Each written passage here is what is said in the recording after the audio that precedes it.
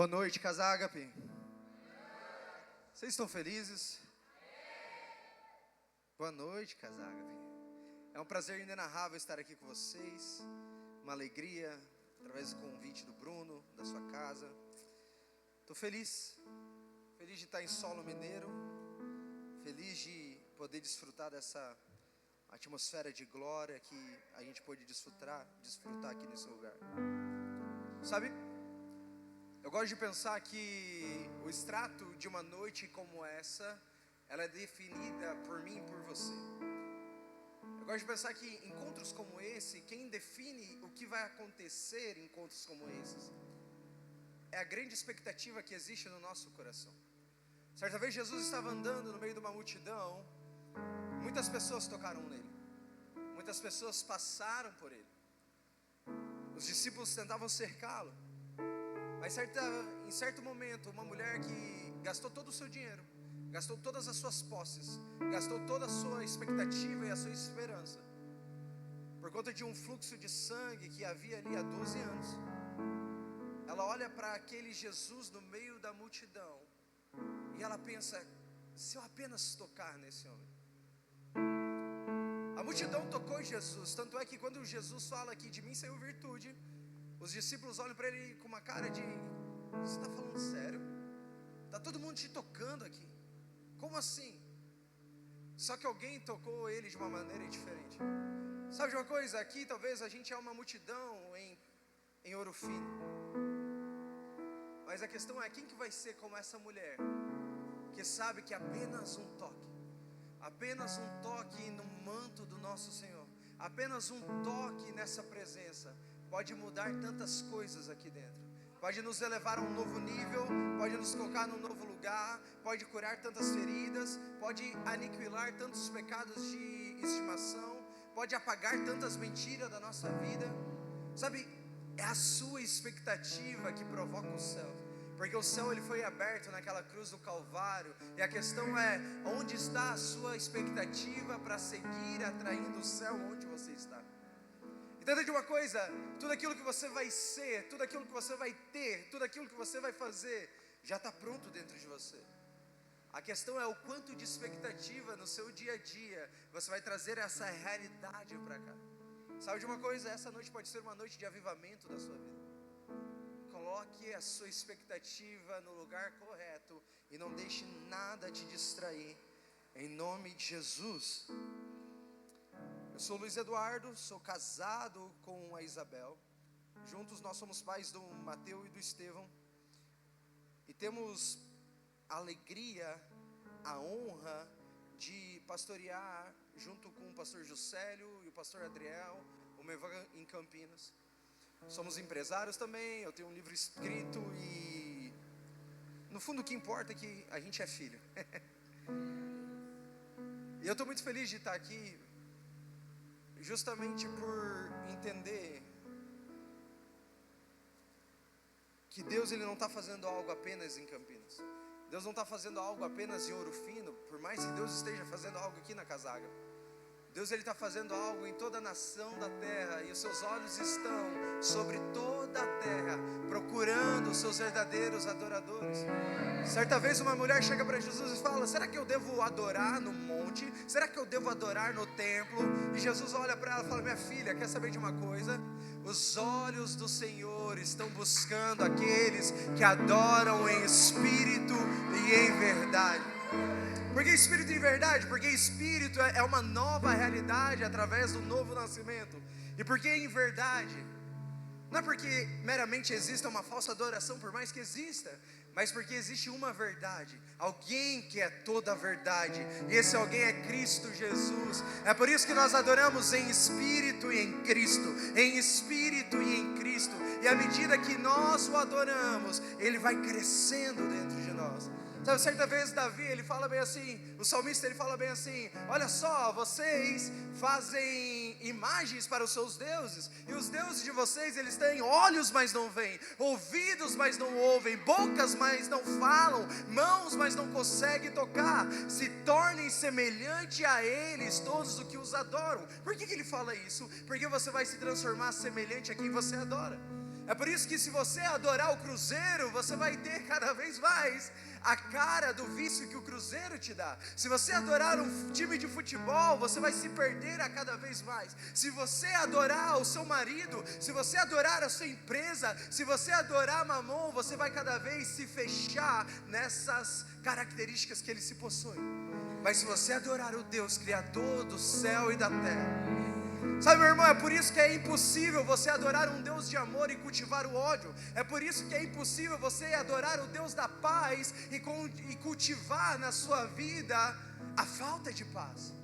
Porque o extrato da sua adoração é quem você está se tornando. Porque a vida com Deus não se trata do que nós fazemos, cantamos ou dizemos, mas se trata de quem estamos nos tornando.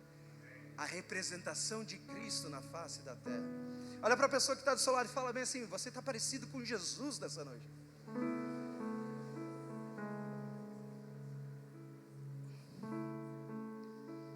Mateus capítulo 4.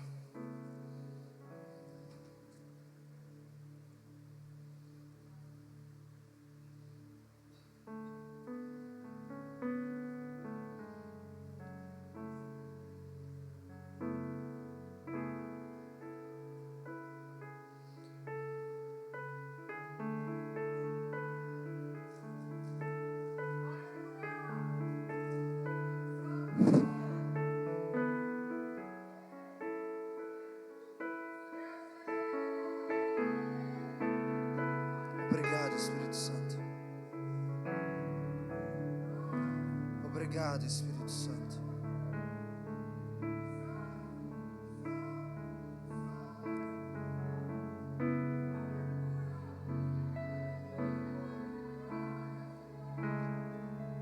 Mateus 4, 23 fala: Jesus foi por toda a Galileia, ensinando nas sinagogas deles, pregando as boas novas do reino e curando todas as enfermidades e doenças entre o povo.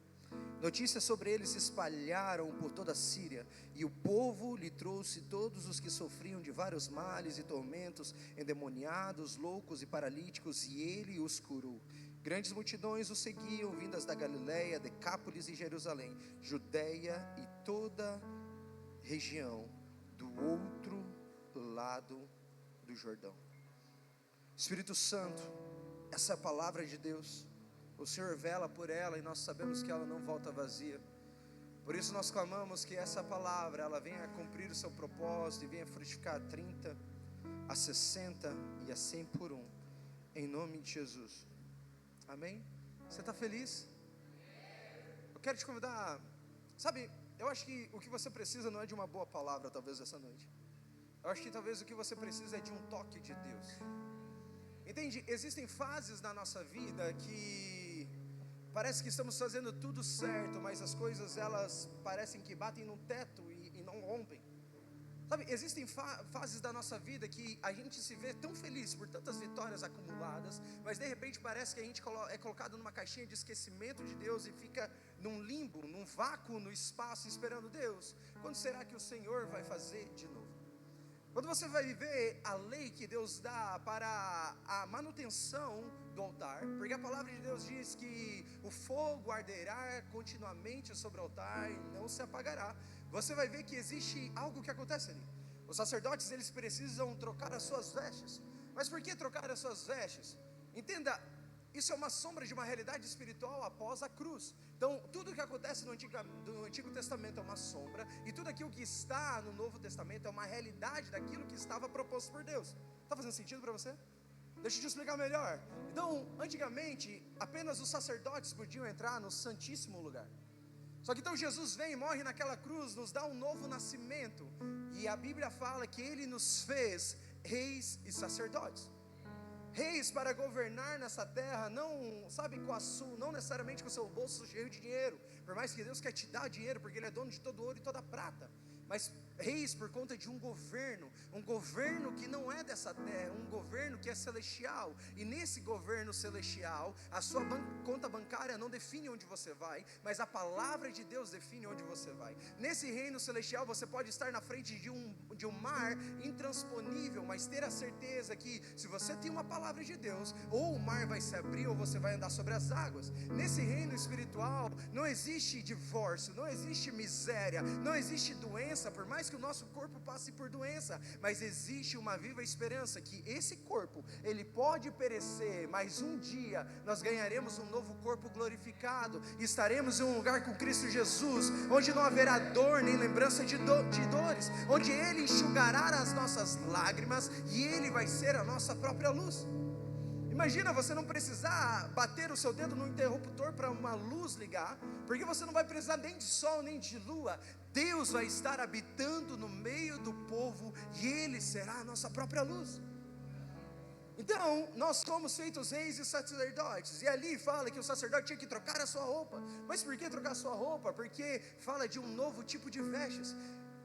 Os apóstolos vão instruir nas cartas, olha só: se dispam, arranquem a roupa do velho homem que se dissolve para a perdição, e se vistam do novo homem que se renova para a glória de Deus. Então existe uma roupa que você precisa trocar quando você vai reparar o seu altar. A roupa do velho homem que você precisa tirar fora, a roupa do velho homem fofoqueiro, a roupa da velha mulher briguenta, a roupa daquela pessoa que era tipo Gabriela: eu nasci assim, eu cresci assim, serei sempre assim. Não, você não é o que os seus pais construíram em você, você é tudo que Deus falou sobre você. Se antes você era alguém com vícios e drogadições, vícios com álcool, vícios com pornografia, vícios com sexo ilícito, vício com dinheiro, vício com tigrinho, agora você arranca essa velha vestimenta e você se veste do novo, de tudo que o Deus falou sobre você, de tudo que Deus conquistou naquela cruz para você. Então depois existe uma outra ação. E que ação é essa? É a ação de você pegar as cinzas que já queimaram, limpar o altar, colocar essa cinza numa caixa e depositar em um lugar específico. Sabe de uma coisa? A cinza que você usou para queimar domingo não presta para hoje, porque você precisa de lenha e não de cinza. Sabe quando você vai fazer um churrasco e o carvão acaba e só tem cinza ali, você não consegue continuar assando a carne naquela cinza, você precisa colocar mais lenha, você precisa colocar mais carvão. O fogo que os seus pais queimaram não serve para você, porque Deus, Ele não tem netos, Deus tem filhos. É por isso que todo homem, toda mulher um dia pode ter sido o filho do maior apóstolo, do maior profeta que passou na face da terra. Se não tiver o seu próprio encontro com Deus, ele não vai conseguir pegar o bastão e continuar o legado do seu pai. Então, você precisa todos os dias colocar lenha nova. Você precisa todos os dias apresentar o seu coração, apresentar o seu medo, apresentar o seu orgulho, apresentar as suas tentações, apresentar a sua humanidade, porque a sua humanidade é a matéria-prima para Deus colocar dentro de você a sua perfeição e o seu ser espiritual. Sabe uma coisa que Deus não é? Deus, Ele é amor. Quem concorda comigo? Vamos lá, Deus é amor. Deus, Ele é justo. Deus é juiz, Deus é pai, Deus é legislador, mas Deus, Ele não é homem, Ele não é mulher. Você é homem e mulher feito de carne, porque Deus não tem carne, Deus é espírito, e Ele precisa da sua carne para colocar dentro de você o espírito dEle e te transformar novamente a sua imagem e semelhança. Sabe de uma coisa? O Espírito Santo não tem pés e nem mãos, o Espírito Santo não tem perna e nem corda vocal, a não ser as suas. Porque se você não for, o Espírito Santo também não vai. Sabe, talvez o que você precisa é parar de orar por pessoas e bater na porta de pessoas, porque você é a mão e os pés do Espírito Santo nessa terra.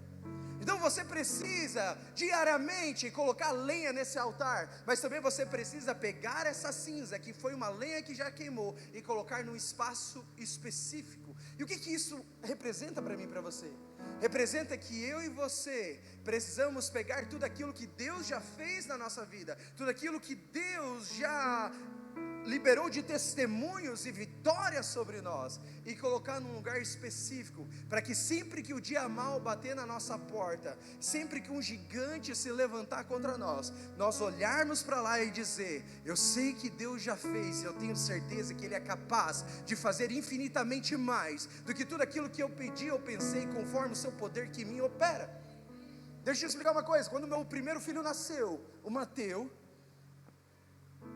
às 12 horas de vida, ele tem um engasgo e ele vai para a UTI. Ele fica lá 1 dia, 2 dias, 3 dias, 7 dias na UTI. Eu sempre quis ser pai. Então, na experiência de ter o meu primeiro filho, quando eu peguei ele no meu colo pela primeira vez, parece que eu nasci de novo. Algo incrível aconteceu dentro de mim. É muito engraçado, porque eu tenho a melhor esposa que eu poderia ter, os meus filhos têm a melhor mãe que eles poderiam ter, mas o seu relacionamento com a sua esposa é um relacionamento que ele é construído. Você vai conquistando ela, você vai conquistando o coração dela, ela vai conquistando você, ela vai conquistando o seu coração, ela vai conquistando a sua confiança. Já um bebê, um filho, quando nasce, não, ele já te conquistou. É uma loucura, porque parece que você quer tirar todo o dinheiro da sua conta bancária e dar para ele, tipo assim: toma minha herança, toma tudo que eu sou, tudo que eu tenho, pega para você. É uma loucura ser pai, é uma loucura ser mãe, é um amor que você não consegue explicar. Só que mesmo assim, Deus amou o mundo de tal maneira que entregou o seu único filho, para que todo aquele que nele crê não pereça, mas tenha vida eterna. Só que sabe de uma coisa? O Mateus estava lá, e aquele medo, eu sempre quis ser pai, e aquele medo da morte, porque a UTI é algo instável, mentiras vindo, tentando parar ele, queriam fazer uma cirurgia nele por conta de refluxo, com menos de 7 dias de idade. Consultamos um médico de fora, ele falou: cara, pica a mula daí, vaza desse lugar, porque você vai ter problema aí. Então ele tira a gente daquele hospital. Só que Deus nos tira daquele lugar com o braço forte. Eu vi Deus fazer grandes coisas ali. Eu vi todas as crianças que estavam na UTI sair da UTI, a gente ficar lá orando. Eu vi a gente erguendo um altar de adoração dentro daquele quarto, e Deus curando crianças que estavam em situações muito delicadas. Então Deus tira a gente vai para casa, e de repente, 1 ano e 7 meses depois do meu segundo filho, Estevão, nasce. Com 8 dias de vida, nós temos que entrar na UTI não, mas internar com ele no hospital novamente, por conta de icterícia. E lá internados, todos os médicos falavam que a gente ia ficar pelo menos 72 horas. Eu comecei a declarar: não, Deus já nos tirou daqui uma vez, Deus vai tirar nós desse hospital novamente, nós não vamos ficar aqui mais do que 24 horas. E todos os médicos falavam: não, você vai ter que ficar pelo menos 3 dias aqui para observação. Deu 24 horas, estávamos indo para casa. Mas sabe de uma coisa? O que eu quero que você note é que eu tinha certeza que Deus faria algo, porque Ele já tinha feito. Sabe, colocar as chamas, sabe, colocar a cinza num lugar separado, é para você lembrar daquilo que Deus já fez. Agora, quem aqui anda com Deus há mais de 10 anos? Erga sua mão para eu te ver.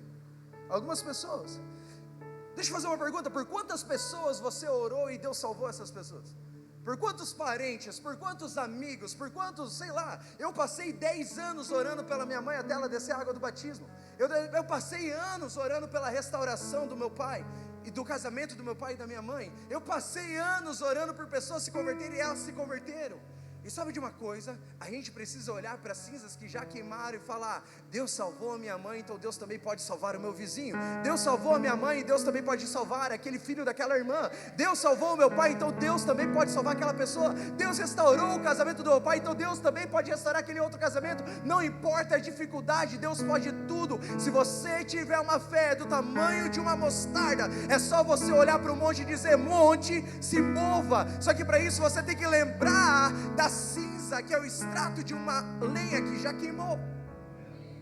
E depois algo acontece. Você precisa colocar sacrifício no altar, porque certamente um lugar onde tem altar e tem sacrifício, é um lugar propício para Deus enviar o seu fogo. Sabe, quando você sente falta de fogo de Deus na sua vida, você vai ter que pensar, se está faltando lenha, se está faltando humanidade, se está faltando arrependimento, ou se está faltando a sua vida como um sacrifício vivo, santo e agradável a Deus. Porque uma coisa é certa, Deus sempre quer enviar o seu fogo sobre nós. Sabe qual que é a maravilha do fogo de Deus? É que com a água você pode limpar todas as coisas. Imagina, você vai lá no mercado e compra uma picanha. Quem gosta de picanha? Infelizmente a picanha não chegou para todo mundo como a gente pensava que ia chegar. Mas se você vai lá e compra a picanha, e aí você tira a picanha da embalagem, aquela embalagem linda da Friboi, você fala, é hoje que eu vou te comer picanha. E aí você vai lá na casa do Bruno, leva a picanha, porque quando você vai na casa do seu pastor, você leva carne, comida para ele fazer uma comida para você. E você chega lá, ele olha, ele nem gosta de fazer churrasco, e aí você vê o fogo aceso, e você pega aquela picanha, passa na frente de um gramado, você tropeça, e aquela picanha cai no meio do barro. Você fica desesperado, porque agora parece que a picanha virou um brigadeiro sendo enrolado num granulado. Não se faz mais isso, né? Engraçado, antes a gente pegava o brigadeiro, a gente enrolava na mãozinha, colocava, né? Naquele pote cheio de granulado. Essa geração não vai saber o que é isso. Mas vamos continuar. E aí, você vê uma picanha toda suja. Como que você resolve isso? Você lava a picanha. Você pega uma água corrente, você coloca a picanha ali e começa a tirar a sujeira. Faz sentido para você? Agora, você acha que a água pode matar as bactérias, os vermes e tudo impuro que existe dentro dessa carne? Não. A água não consegue tocar lá. Mas sabe o que pode tocar lá? O fogo que está naquela churrasqueira. Porque só o fogo te purifica por dentro. Sabe, existem pecados de estimação da sua vida que a água não está limpando, mas experimenta se lançar no fogo para você ver. Existem, sabe, coisas do seu caráter que você tenta, você foi para o psicólogo, você foi no psiquiatra e tudo bem, nós gostamos desses profissionais, mas experimenta se lançar no fogo de Deus, porque só o fogo pode te purificar por dentro. O fogo do altar tocou a boca do profeta Elias e ele mudou toda a sua realidade, porque até ali ele era o cara que incriminava todo mundo. Mas certa vez, no ano que o rei Uzias morreu, eu olhei no trono e eu olhei para cima do templo, eu vi um alto e sublime trono, e desse trono havia um homem assentado, e a veste do seu manto, a orla do seu manto enchia toda a casa. Então eu reparei que toda a casa estava cheia da glória de Deus. E aí eu vi serafins que tinham 6 asas, com 2 tampavam os seus rostos, com 2 tampavam os seus pés, com 2 voavam, e eles declaravam: Santo, Santo, Santo é o Senhor. E de repente,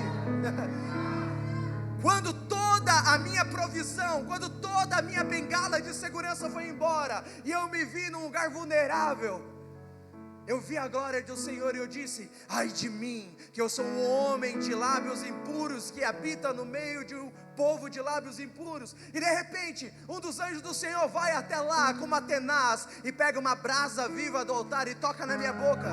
E de repente algo tudo muda e eu me torno o maior profeta messiânico do Antigo Testamento. Então, no ambiente da glória, Deus deu um clamor: a quem nós enviaremos? Quem irá por nós? Quem não vai ser apenas cheio, quem não vai apenas pregar, quem não vai apenas queimar, mas quem que vai dar uma resposta para uma Nínive, para um Ouro Fino, para Itapira, para Monte Sião, para Minas Gerais, que está esperando a resposta que você tem. Você não pode ser cheio de Deus para você, você sempre é cheio de Deus para o próximo, que está esperando uma resposta que só você tem. É por isso, irmão, que ação social não é um ministério na igreja, ação social é a vida da igreja. É por isso, irmão, que cuidar de pobre, órfão e viúva não é chamado, é dever da igreja. É por isso que você esmolar não é para algumas pessoas, é para todo aquele que nele crê. Você é a resposta para alguém. Entenda de uma coisa: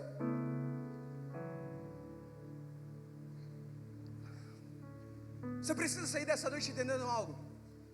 Igreja não é um restaurante para você escolher o seu cardápio.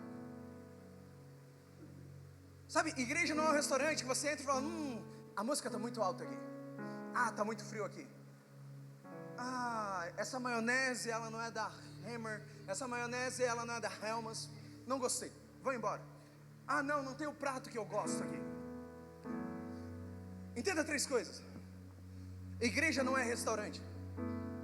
Segundo ponto, o seu pastor não é o seu psicólogo. Quer um psicólogo, corre atrás de um. O seu pastor é um homem, uma mulher enviada por Deus para te dar um destino, para que você se torne tudo aquilo que Deus falou sobre você. Pastor, pastora não são socorristas do SAMU para resolver os seus BOs, mas são pessoas para te alinhar com a palavra de Deus, para que você se torne tudo que Deus falou sobre você. Terceiro ponto, discipulado não é clube social, não é chá de amigas. Discipulado é um lugar para você colocar o seu coração na mesa, para você expor os seus pecados e as suas falhas, a fim de ser curado. Sabe, Tiago vai falar bem assim: confessem os seus pecados uns aos outros para que eles sejam curados. Ele não fala para que eles sejam perdoados. Por quê? Porque o perdão de todos os seus pecados já está cravado naquela cruz. O seu pecado de amanhã está cravado naquela cruz. O seu pecado de ontem está cravado naquela cruz. O seu pecado do ano que vem está cravado naquela cruz. Por quê? Porque nenhuma condenação há para aqueles que estão em Cristo Jesus. Meus filhos, não pequem, mas se vocês pecarem, saibam de uma coisa: você tem um advogado fiel. Então para que eu confesso o meu pecado? Porque você precisa ser curado disso que te atormenta e te mata. Sabe de uma coisa? Mentiram para você quando disseram que você era livre por conta de Jesus. Você é livre do seu pecado e de você mesmo, mas do seu irmão você é codependente. Não existe igreja sozinho. Você nunca vai ser igreja sozinho, porque a igreja não é algo no singular, a igreja é algo no plural. Ninguém é noiva de Cristo sozinho, só se é noiva de Cristo no plural. Porque o corpo de Cristo é a representação da igreja. Porque você não é um corpo de um órgão só. Você tem 20 dedos, mas tem 2 dedos que são menores. O menguinho do pé. Eles são tão pequenos. Mas já reparou o estrago que ele faz no teu corpo quando você bate ele numa quina? E quando você bate ele numa quina e a unha faz assim, vai para cima. Você quer chorar por 3 dias. Mas um dedo, algo tão pequeno, é por isso que Paulo vai falar: quando um membro do corpo padece, todo o corpo padece, porque os menores membros são dignos de maiores glórias. Sabe, a gente precisa discernir o corpo, porque senão você vai achar que o corpo, a igreja, é só um clube social. Deixa eu fazer uma pergunta, Casa Ágape: o que te difere do bar lá de fora? É a música? O que te difere da balada da cidade? O que te difere do centro espírita da cidade? É o seu rostinho bonito?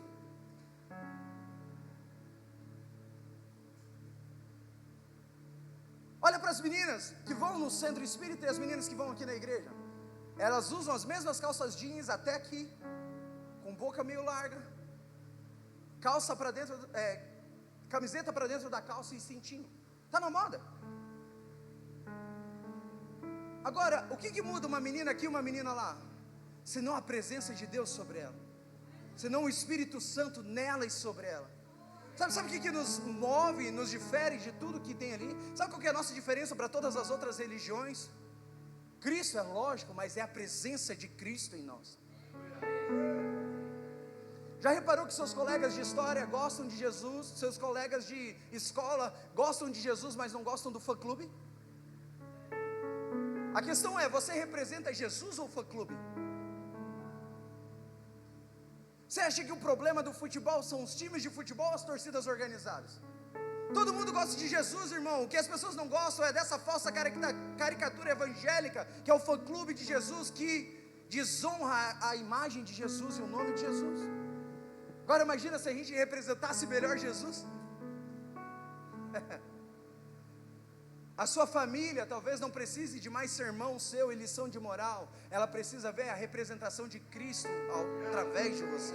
Por isso que Paulo vai dizer: a minha pregação não se consistia em filosofias humanas, em vãos pensamentos humanos, mas demonstração de espírito e poder. Sabe, falar de Jesus qualquer um pode, mas você andar na rua, ver alguém com o braço quebrado, orar por essa pessoa ser curada, só pessoas cheias do Espírito Santo, só filhos. A questão é, se você ler esse texto, você vai ver Então Jesus foi por toda a Galileia, ensinando, pregando as boas novas do reino e curando todas as enfermidades e doenças entre o povo. Notícias sobre ele se espalharam por toda a Síria, e o povo lhe trouxe todos os que sofriam de vários males e tormentos, endemoniados, loucos, paralíticos, e ele os curou. Grandes multidões seguiam, vindos da Galileia, Decápolis, Jerusalém, Judéia e da região do outro lado do Jordão. Só que olha que incrível, Jesus olha para os discípulos e fala: olha só, vocês estão gostando do que eu faço? Eu tenho uma boa notícia para você. Obras maiores do que essas vocês vão fazer no meu nome. Aí sabe o que é incrível? É que os discípulos, eles vão de 2 em 2 pregar o evangelho, e eles chegam para Jesus e falam: Jesus, os demônios foram embora, pessoas foram curadas, maravilhas aconteceram, estamos felizes.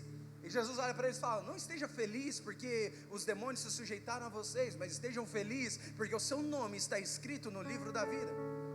Sabe, Jesus, ele promete que a gente vai fazer coisas maiores do que ele, sim ou não?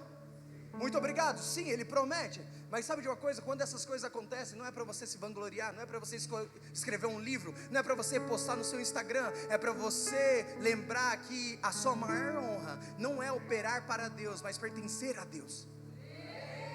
A sua maior honra não é fazer milagres em nome de Deus, mas é pertencer ao Senhor. Sabe qual que é? Talvez você olhe para o seu 2024 e você pense: meu ano não foi tão produtivo, eu tive sonhos que não se realizaram, eu tinha propósitos que não se realizaram, eu coloquei o mural dos sonhos, um carro novo que eu não comprei, eu fiz tantas coisas da minha imaginação que não se cumpriram. Mas sabe qual que é a boa nova? Você ainda está com Ele. Você ainda permanece com Ele. Quantas pessoas você conhece que não estão mais na presença de Deus? Quantas pessoas você conhece que não estão mais aqui andando em santidade e pureza? Quantas pessoas você conhece que se afastaram? Mas você ainda está aqui firme, sustentado pela graça e misericórdia de Deus. Muitas coisas podem acontecer, mas se alegre de verdade, porque o seu nome está escrito no livro da vida. Parece que a gente banalizou a salvação e a gratidão da salvação. Quando foi a última vez que você agradeceu por ter sido salvo? Então, quantas foi a última vez que você olhou e falou: Deus, obrigado, porque o Senhor me salvou e morreu naquela cruz? Já parou para pensar que a gente tem mais fé na falta do que na abundância? Já parou para pensar que quando você está com seu armário cheio de compra, a sua mesa posta na sua casa, você vai orar, em vez de você agradecer porque nunca falta nada, porque no Senhor, o Senhor é meu pastor e nele eu não tenho falta de nada. Em vez de você orar agradecendo isso, você já fala: que não me falte algo amanhã. A oração do Pai Nosso fala: o pão nosso de cada dia tu me dás. É a certeza de que Ele vai estar conosco. Você vai ver muita coisa, mas você não vai ver um justo mendigar o pão. Agora entenda uma coisa. Já parou para pensar que a gente tem tanta fé para crer que o sangue de uma galinha derramada numa encruzilhada pode destruir um casamento, pode destruir uma empresa, pode destruir uma família? Já pensou se você tivesse a mesma fé para crer no poder que o sangue de Jesus derramado naquela cruz pode fazer na sua vida? Imagina se você tiver a mesma fé para crer o que o sangue de Jesus não pode fazer no casamento dos seus pais, o que o sangue de Jesus não pode fazer na vida do seu filho, o que o sangue de Jesus não pode fazer na vida do seu marido, o que o sangue de Jesus não pode fazer na sua empresa, o que o sangue de Jesus, meu irmão, minha irmã, não pode fazer na sua casa. Você precisa olhar para o lugar correto, o autor e consumador da nossa fé.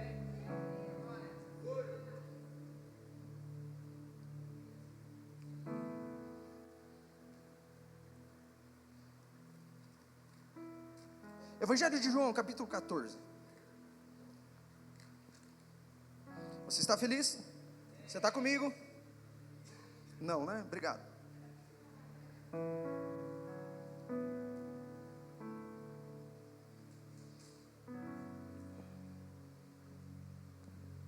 Alô, alô, som.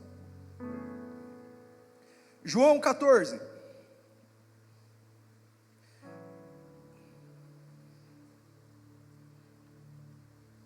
Vou encurtar o devocional porque já passou muito tempo.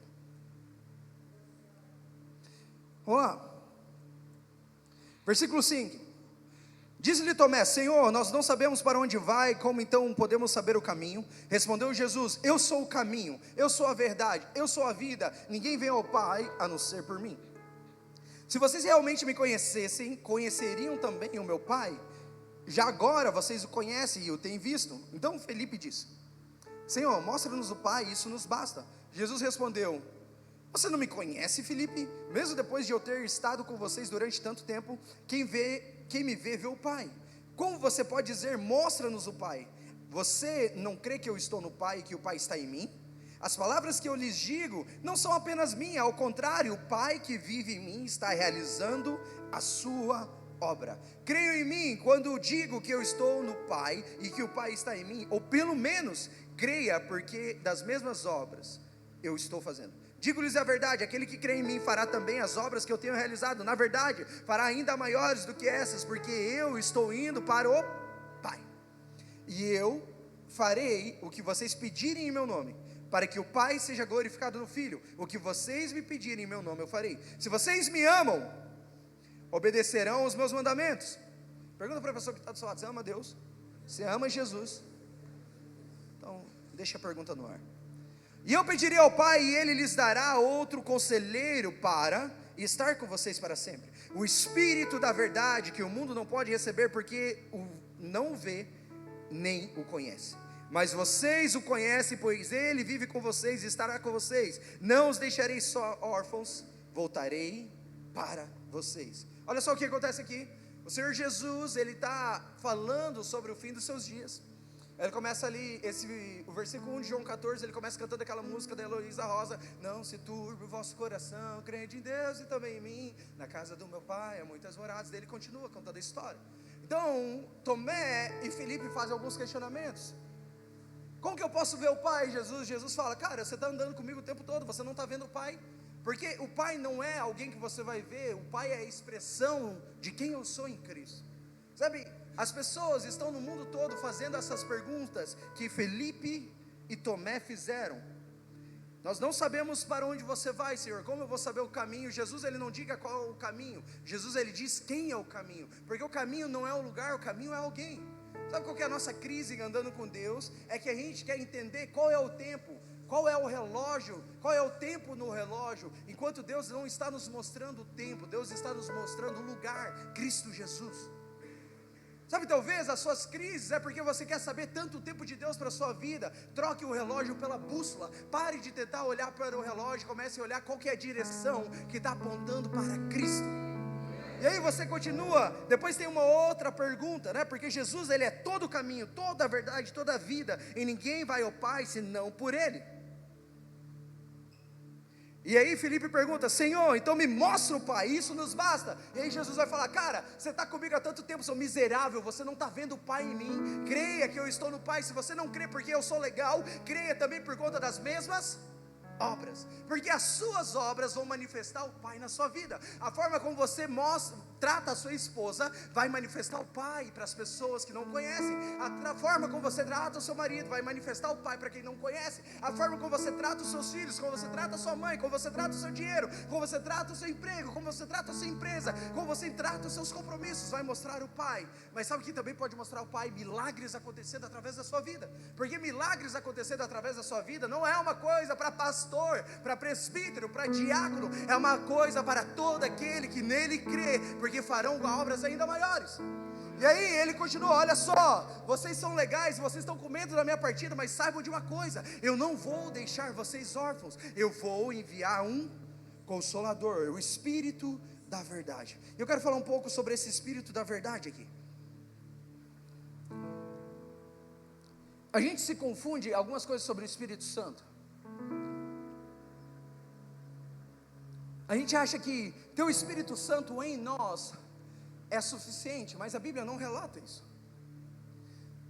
Sabe qual que é a maior inveja de Abraão, de Isaac, de Jacó, de Isaías, de Moisés, de João Batista, para mim e para você? Talvez um dia a gente vai chegar no céu e vai olhar para Jacó e vai falar assim: cara, você lutou com Deus, você lutou com um anjo, como foi isso? E ele vai olhar para mim e para você e vai falar: você tinha Deus morando dentro de você, como que era isso? Você vai olhar para Abraão e vai falar: olha só, cara, você foi o pai da fé. E ele falou, ele vai olhar para você e vai falar: pois é, eu tinha promessa de Deus e eu morri sem ver ela se cumprir, mas você tinha Deus habitando dentro de você, como que era? Você vai olhar para Isaías e vai falar: olha só, você viu um alto e sublime trono. Ele vai olhar para você e vai falar: você tinha Deus se revelando todo dia dentro de você, como era isso? Então, o que é o Espírito Santo em nós? É a nova natureza e o Espírito dentro da gente, a partir do momento que a gente recebe, reconhece o Senhor Jesus, a partir do momento que nós nascemos de novo. Melhor explicar assim, por quê? Por que nascer de novo? Porque não necessariamente vir aqui fazer uma oração reconhecendo Jesus como seu único e suficiente Salvador é nascer de novo. O novo nascimento brota dentro de você. É o dia que você está orando, é o dia que você está num lugar e um profeta chega em você, é o dia que você está num momento de adoração e você começa a chorar copiosamente. Você tem uma experiência sobrenatural, que algo muda dentro de você para sempre. Você não quer mais beber, você não quer mais fumar, você não quer sair mais por aí ficando com todo mundo. Você começa a entender o seu verdadeiro valor. Você não quer ser mais alguém, sabe, você vai para o congresso Flame, você volta incendiado, meu irmão. Ô Maurício, sabe, vocês não conhecem esse áudio, né? Então tá bom, a piada fica para outro momento. Você começa a queimar de amor pelo Espírito Santo de Deus, porque você nasceu de novo, algo mudou aí dentro. As pessoas chamam isso do fogo do primeiro amor, mas sabe de uma coisa? O fogo do primeiro amor pode durar todos os dias da sua vida, porque quem é maduro não fica mais duro, fica mais chorão. Maturidade não é sinônimo de frieza, não é sinônimo de você virar um vendedor de sorvete, não.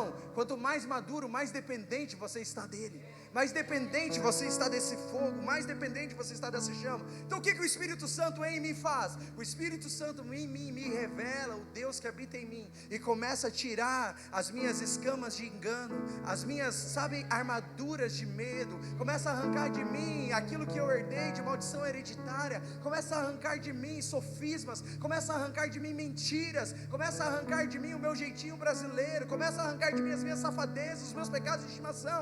O Espírito Santo em mim vai me transformando e vai revelando Cristo em mim. Só que a Bíblia também fala do Espírito Santo sobre mim. Jesus nasceu de uma mulher virgem. E sabe o que é mais interessante? Jesus ele precisava ser da descendência de Davi, porque tinha uma promessa para Davi. Mas Maria não era da descendência de Davi, José era. Mas Maria, quando Jesus nasceu, ainda não estava casada com José. Jesus, ele nasce de uma virgem mulher, e um homem piedoso vai lá e adota ele e coloca na sua linhagem. Da mesma forma que a gente estava perdido, como ovelhas por aí desgarradas, e ele nos adotou através de Cristo Jesus, nos dando parte na herança, nos dando acesso a Deus Pai, nos dando uma nova natureza, nos dando novas vestes. Tem mais a ver com José do que Maria, mas isso é para outra hora. E aí, Jesus, ele cresce filho de um carpinteiro. Jesus ele cresce trabalhando na carpintaria, construindo fundamentos para casa.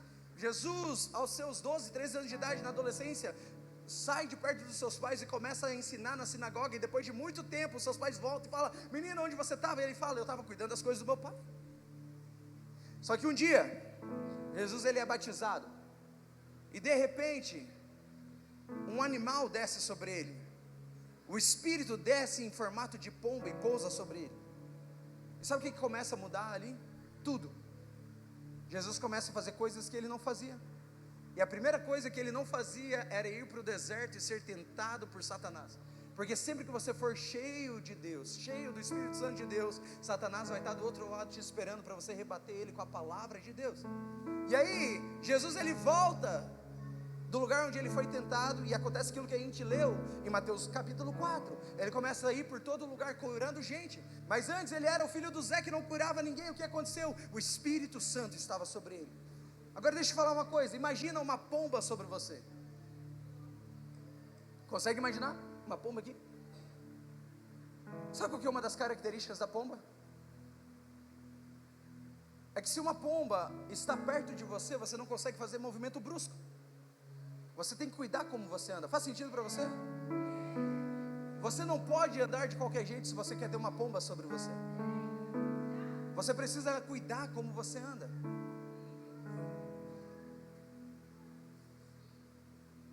a pomba sobre você não se trata das revelações e das curas de Deus em você. Se trata do que Deus pode fazer através de você para tocar as pessoas ao redor de você. Não se trata de você. Por isso que você não pode ser cheio para você, você precisa ser cheio para derramar no outro. Uma pessoa transbordante é uma pessoa que está sempre se derramando em outras pessoas. Então, você não pode andar de qualquer forma. Se você quer ser alguém que tem o Espírito Santo sobre você, se você quer ser alguém que o Espírito Santo está só em você, você pode ser um crente bonitinho de domingo à noite, porque o Espírito dele está amalgamado com o seu Espírito. Mas se você quer ser alguém que vai fazer história e não só contar história, você precisa cuidar com a forma que você vive. Então você não pode dar passos bruscos, você não pode fazer movimentos bruscos, você precisa andar de uma maneira sutil, para preservar a pomba sobre você. Eu quero te dar os 2 passos básicos, 2 passos que você precisa ter para manter a pomba sobre você. Quem aqui quer manter a pomba sobre você? Geralmente jovem, né? Muito bom. Deixa eu contar os 2 passos para a gente terminar. Primeiro passo, repita comigo: santidade. Mais forte, santidade. Hebreus capítulo 12, versículo 14 fala bem assim: sem santidade ninguém verá a Deus. Sem santidade é impossível você ver a Deus. Só que, sabe o que é mais incrível? A palavra de Deus diz: sede santo porque eu sou santo. Você só pode ser santo porque o Deus que é santo está habitando dentro de você. É por isso que a salvação não vem de nenhum homem, de nenhuma coisa que o homem possa fazer. Você nunca vai comprar a sua salvação. Jesus já comprou ela por você, para que ninguém se vanglorie e sempre dependam de Deus. Sem santidade você não pode ver a Deus. Paulo falou assim: sejam meus imitadores, porque eu sou imitador de Cristo Jesus. E como que você anda em santidade? Só existe uma forma de você continuar andando em santidade: é dizer não para o seu pecado? Não, por mais que isso faça parte. Andar em santidade, você precisa estar no processo de discipulado. Você precisa encontrar alguém que é mais maduro espiritualmente que você, que é mais habilitado em Deus do que você, para te ensinar a galgar a imagem de Cristo. Ninguém anda em santidade caminhando sozinho. Por quê? Fugir do bando é você estar à beira do abismo em vulnerabilidade.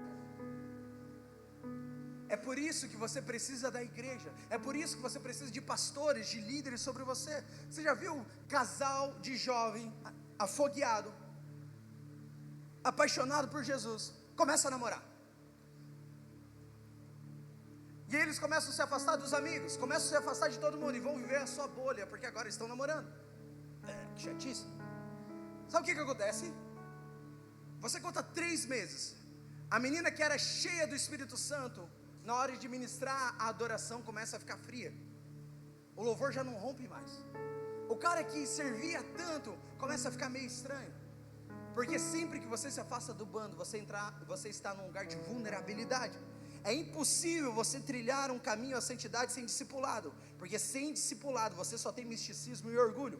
Então, primeiro ponto, primeiro passo, repita comigo: você pode fazer melhor, Segundo passo, bem alto: fé. Porque sem fé é impossível agradar a Deus. Se você quer agradar a Deus, você precisa de algo chamado fé. Você precisa de fé para andar sobre uma palavra que te faz andar sobre as águas. Você precisa de fé para ver o mar se abrir. Você precisa de fé para agradar a Deus. Sabe, se você se sente deslocado, talvez está faltando fé na sua vida. Fé para crer que a sua calculadora pode dizer que não, mas se você obedece ao Senhor, Ele diz que sim. Sabe, o que vai definir se você vai casar ou não, não é se você tem um dinheiro para pagar uma festa de casamento, é se você tem uma palavra para o seu casamento, porque Deus quer mais do que você se casa. Então, sem fé é impossível você agradar a Deus. Eu e você, nós precisamos desses 2 pilares. Nós precisamos de santidade e para que a gente possa manter a pomba sobre nós. Santidade nos purificando de nós mesmos, fugindo da aparência do mal, fugindo do engano, fugindo da fofoca, fugindo da libertinagem. Santidade e fé para saber que o sobrenatural pode acontecer na nossa vida hoje e agora. Mas sabe de uma coisa? Sabe o que diferenciava o povo de Israel das outras nações do Antigo Testamento? Se você for ler o livro de Josué, você vai ver que gente de outras nações corriam até Josué e falavam: Josué, eu quero fazer uma aliança com você. Eu sou cananeu, eu sou amorreu, mas eu tenho ouvido o que o seu Deus está fazendo. Grandes coisas o seu Deus está fazendo. Ele tem destruído outros povos.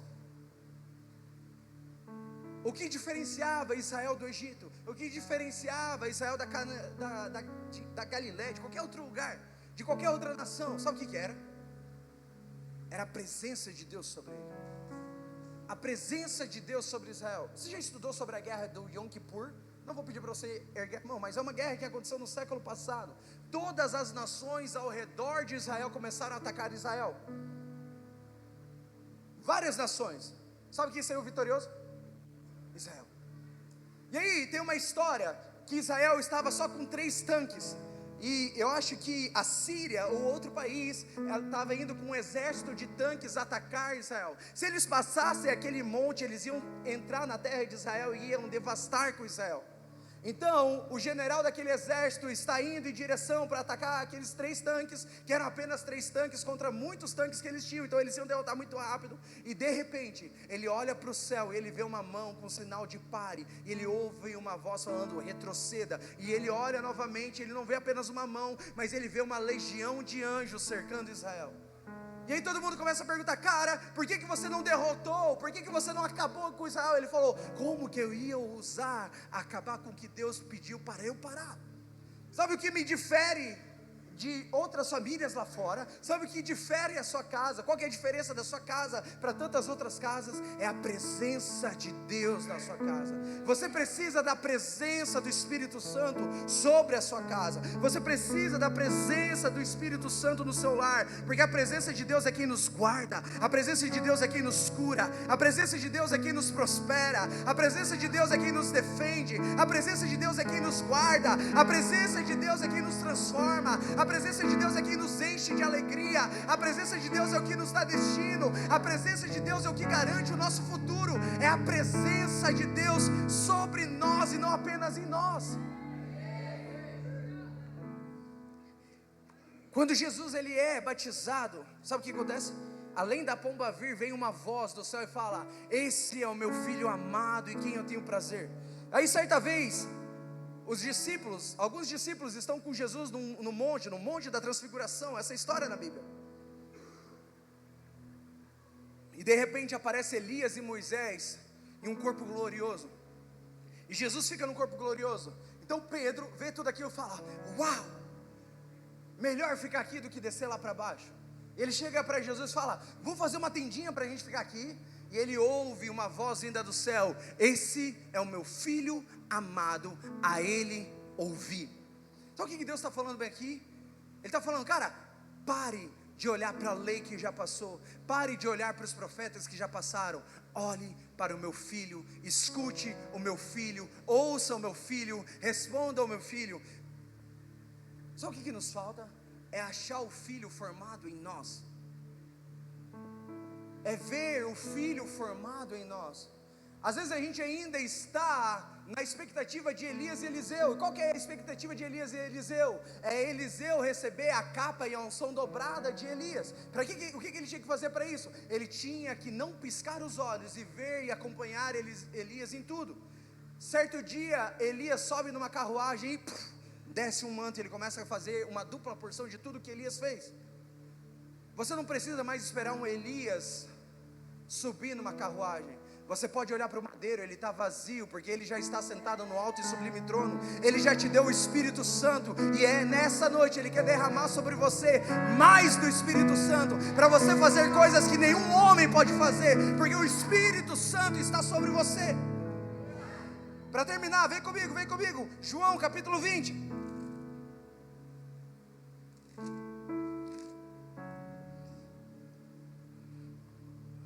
Versículo 19, João 20, 19 fala bem assim: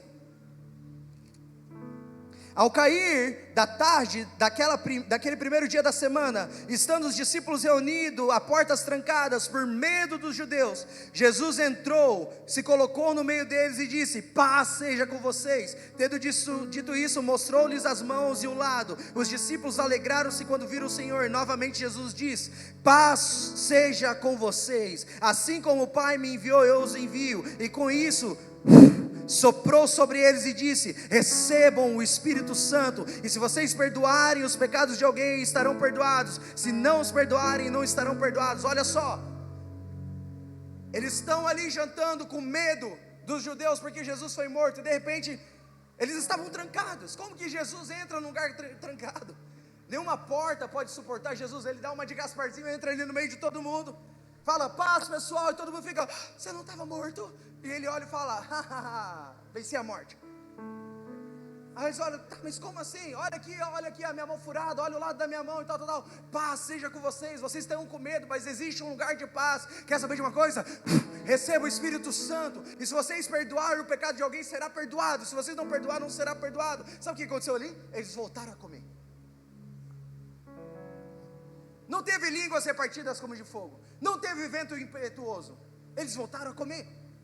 Só que de repente, em Atos 2, eles estão reunidos, depois de alguns dias, esperando uma palavra se cumprir. Que palavra é essa? Permaneçam em Jerusalém, até que do alto vocês sejam revestidos de poder. Sabe de uma coisa? Algumas pessoas, alguns teólogos acreditam que ali tinham 120 pessoas, mas quem ouviu essa voz eram 500 pessoas, ou seja, 380 pessoas tinham desistido.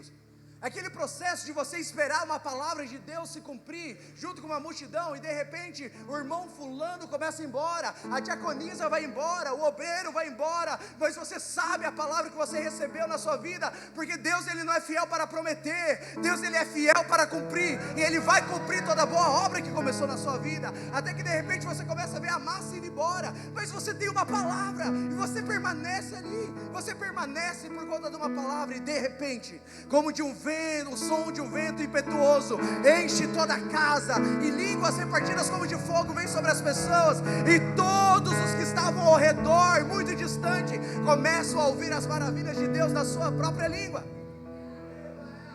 Sabe o que muda nesse derramar do Espírito Santo? Tudo. A igreja nasce, em uma só noite 3.000 pessoas são convertidas. A sombra de Pedro começa a curar, milagres, prodígios e maravilhas começam a acontecer.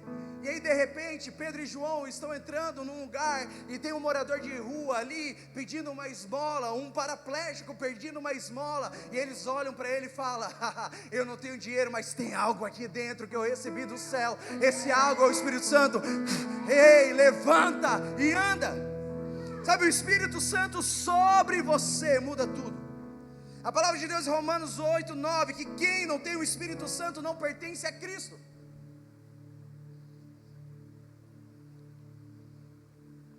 O Espírito Santo é o penhor da sua salvação. E para terminar, Atos capítulo 8, versículo 14. Atos 8, 14. Olha o que acontece. Os apóstolos em Jerusalém, ouvindo que em Samaria havia aceitado a palavra de Deus, enviaram para lá Pedro e João. Estes, ao chegarem, oraram para que eles recebessem o Espírito Santo, pois o Espírito Santo não havia descido sobre nenhum deles, tinham apenas sido batizados em nome do Senhor Jesus. Então Pedro e João lhes impuseram as mãos, e eles receberam o Espírito Santo. Agora, último versículo, Atos 19, versículo 2.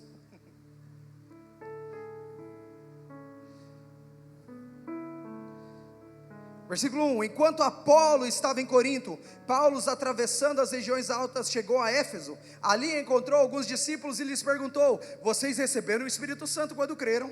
E eles responderam: não, nem sequer ouvimos falar que existe o Espírito Santo. Então, em que batismo vocês receberam? Perguntou Paulo. O batismo de João, responderam eles. E disse Paulo: o batismo de João foi um batismo de arrependimento. Ele dizia ao povo que cresce naquele que viria depois dele, isso é, em Jesus. Ouvindo isso, eles foram batizados no nome do Senhor Jesus. Quando Paulo lhes impôs as mãos, veio sobre ele o Espírito Santo, e começaram a falar em línguas e a profetizar, e eram todos uns 12 homens.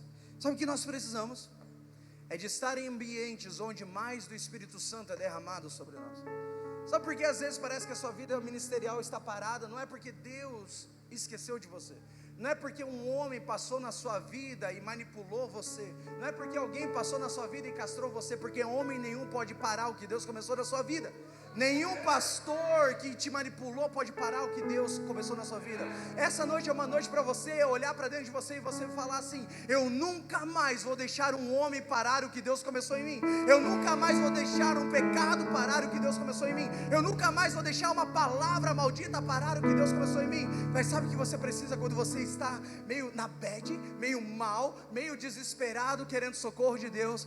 É ser cheio dele de novo, é ser renovado por Ele de novo. Porque se você sabe de uma coisa, a palavra de Deus diz: a esperança para a árvore cortada, que é o cheiro das muitas águas, ela volta a brotar. A árvore pode estar cortada, você pode estar aqui nessa noite se sentindo seco, infrutífera, cortado, desesperançoso, mas ó, sente o cheiro da muita água, porque Ele que tem a voz de muitas águas está aqui e vai fazer você brotar de novo. Entenda, o seu pecado não pode parar o que Deus começou em você, só se você quiser, porque nenhuma condenação há para quem está em Cristo Jesus. O segredo não está na condenação, o segredo é em que caminho você está. Esse caminho, esse lugar é Cristo. Se você está nele, não tem condenação. Você precisa de um toque do Espírito Santo, você precisa de um toque do fogo de Deus. Sabe o que vai garantir os seus filhos no caminho do Senhor no tempo de tanta ideologia? Não é fazer homeschooling, por mais que isso é bom. É você ter uma casa onde a presença de Deus enche a casa, onde a presença de Deus transforma a sua humanidade. Sabe o que vai fazer você permanecer fiel à sua esposa?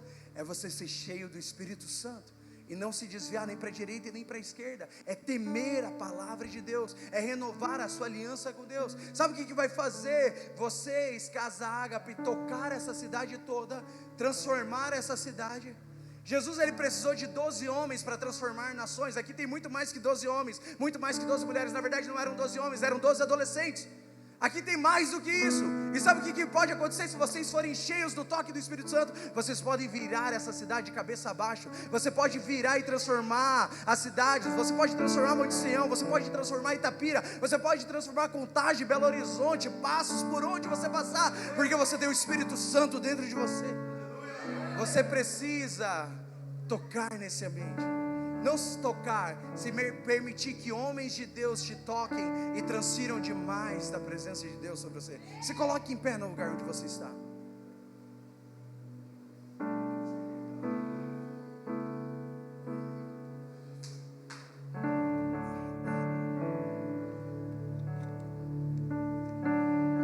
Terça-feira é um ótimo dia para você ser cheio do Espírito Santo. Terça-feira é um ótimo dia para o Espírito Santo te virar do avesso e te encher novamente dele, te lembrar as palavras dele sobre a sua vida. Feche seus olhos.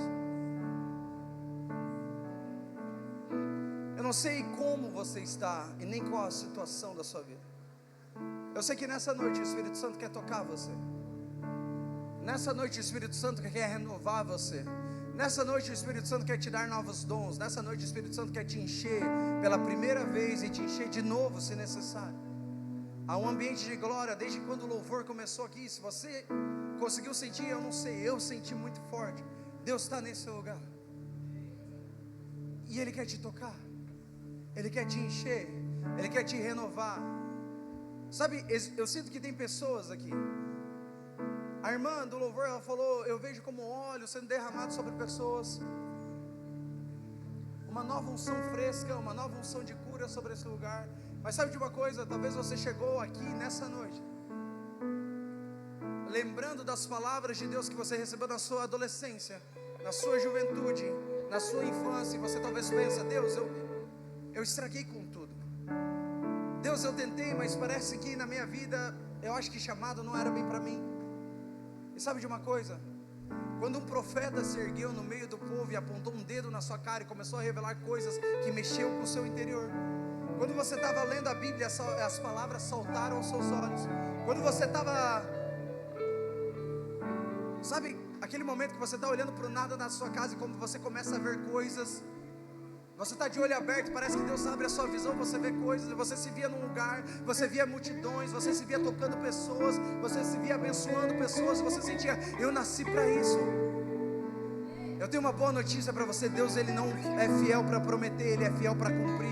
Você não estava louco quando um profeta veio até você. Deus não errou com você quando o profeta chegou na sua vida. Deus não errou com você quando te deu uma visão. Deus não errou com você quando você estava lendo a Bíblia e as palavras saltaram. Deus não errou com você quando você sentia, meu Deus, é para mim. E você passou por lugares que te machucaram, que te castraram. Deus não errou com você. Ele não é fiel para prometer, meu irmão. Ele é fiel para cumprir. Você só precisa de mais um toque de novo dele.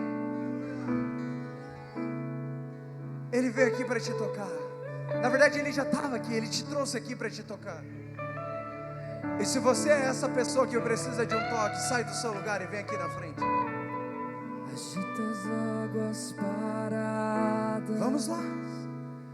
Da minha... Você não precisa ter vergonha. Se você precisa de um toque de Deus nessa noite, se você precisa de um toque novamente, se o que eu falei mexeu com você, se você sente que essa é a sua noite de um novo toque, se você precisa ser cheio de Deus, se você não ora em outras línguas, essa é a sua noite.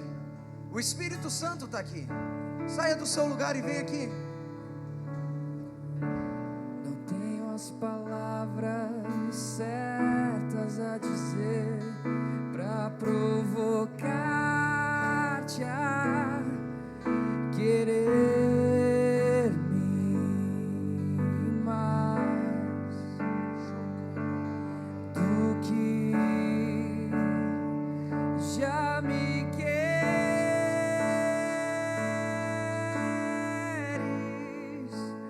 Então vem. Ele não vem porque você precisa. Ele não vem porque você merece. Ele vem porque você precisa. Você não é merecedor, mas você precisa dele. Então deixa eu te falar uma coisa. Eu não vou ficar como um vendedor aqui te convencendo a sair do seu lugar. O bar do Joel está aberto, meu irmão, e ele está derramando. Ele vai derramar do seu espírito.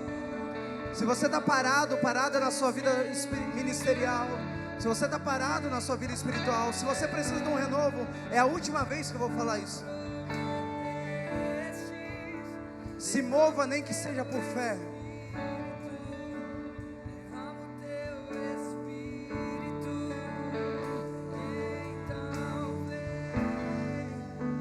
Como prometeste,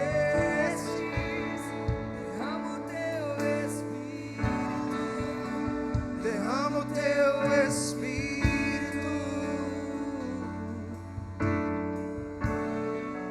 Invade a minha escuridão, aonde me escondo.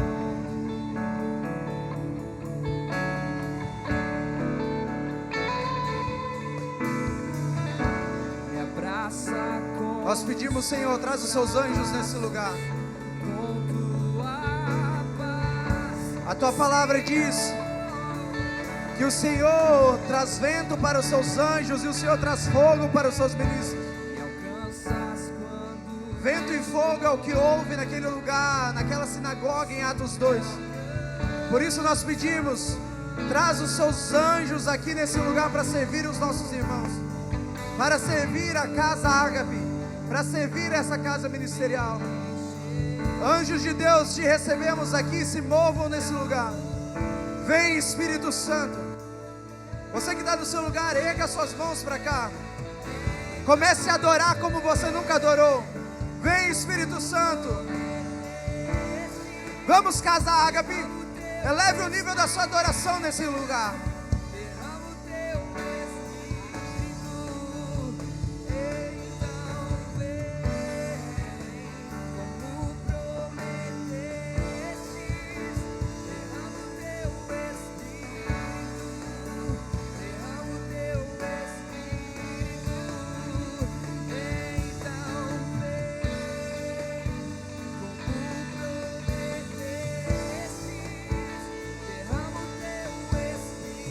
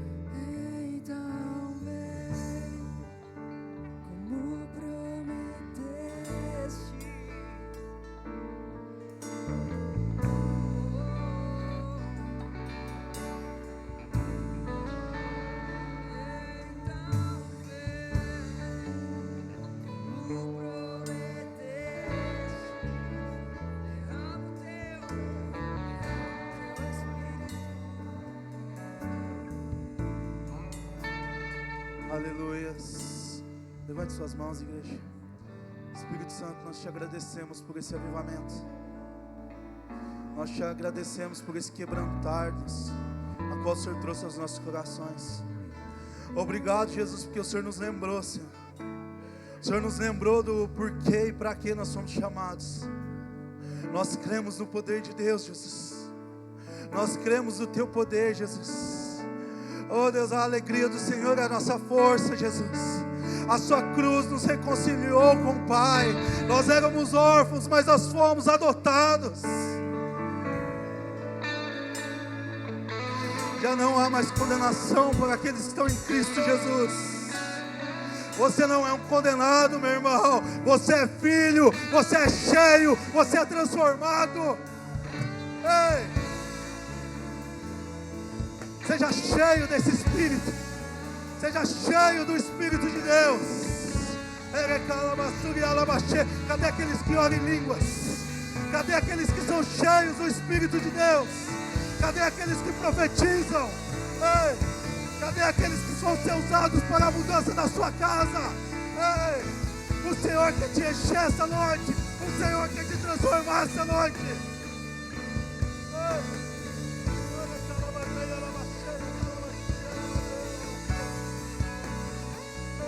Um novo tempo, uma nova história.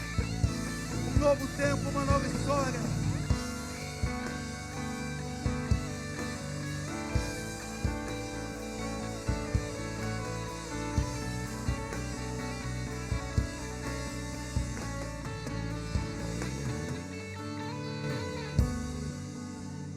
Aleluias. Espírito Santo de Deus, nós te agradecemos por essa noite, Senhor. Nós te agradecemos por esse mover. Nós te agradecemos, Senhor, porque Tu és fiel para